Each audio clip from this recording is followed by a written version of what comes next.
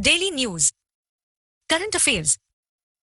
Shimla tops the list of cities scoring highest on Urban Sustainable Development Goals (SDGs) index. Coimbatore and Chandigarh were at second and third position. The Delhi Metro Rail Corporation has said that its driverless trains will operate from 25th November on the Pink Line corridor. The driverless train operations will be inaugurated by Union Minister of Housing and Urban Affairs Hardeep Puri and Delhi Transport Minister Kailash Gahlot.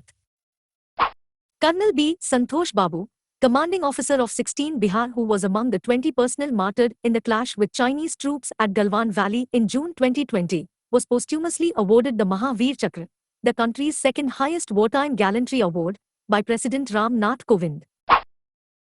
Nayab Subedar Nuduram Soren, Havildar K. Palni, Naik Deepak Singh, and Sepoy Gurtej Singh, who also laid down their lives fighting the Chinese troops in the Galwan Valley clash last year, have been honored with the Veer Chakra award posthumously.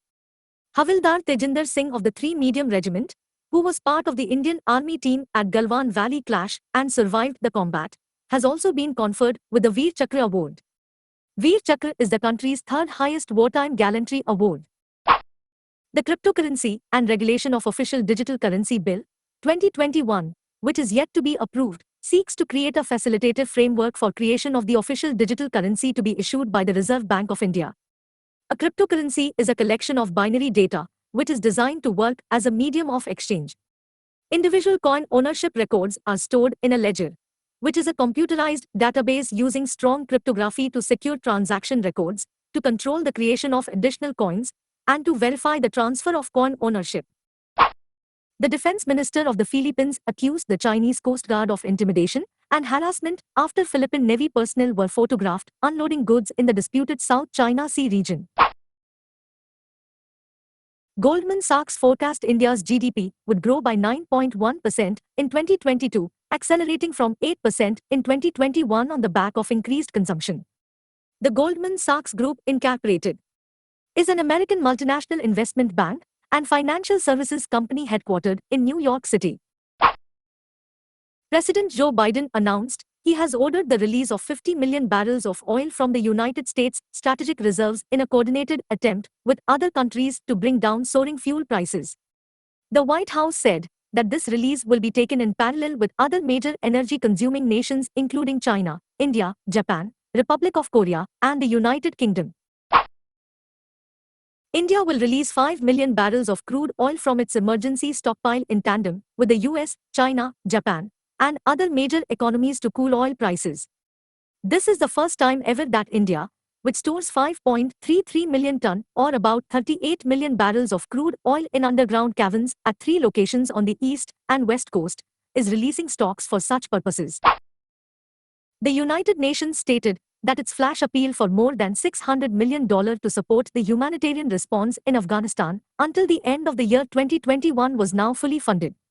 According to the United Nations, Afghanistan is on the brink of a humanitarian catastrophe, with more than half of its population at risk of not having enough to eat during the coming winter.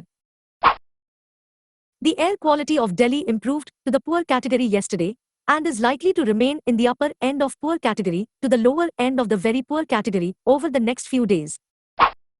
The Delhi government yesterday threw open tactical urbanism trials at Rajghat here aimed at improving road safety in the capital. Delhi Transport Minister inaugurates tactical urbanism trials to improve road safety. Tactical urbanism trials are temporary, quick and low-cost interventions which test urban design, infrastructural changes, and transportation planning aimed at improving road safety for all users, especially the most vulnerable among them, pedestrians, cyclists, and other non-motorized transport users. The Defence Acquisition Council, which met under the chairmanship of Defence Minister Rajnath Singh yesterday, approved the deal for the manufacture of 6.71 lakh AK-203 assault rifles in India. The NH5 has been blocked due to landslip in Shimla district of Himachal Pradesh. Landslides, also known as landslips, are several forms of mass wasting that may include a wide range of ground movements, such as rockfalls, deep-seated slope failures, and debris flows. 46 people were killed after a tourist bus caught fire on a Bulgarian highway in Europe's deadliest road accident in the past decade. The bus was registered in North Macedonia, and most of those on board were tourists returning from a trip to Istanbul in Turkey. Vodafone Idea Ltd has raised tariffs by up to 25%. Subscribe for more updates.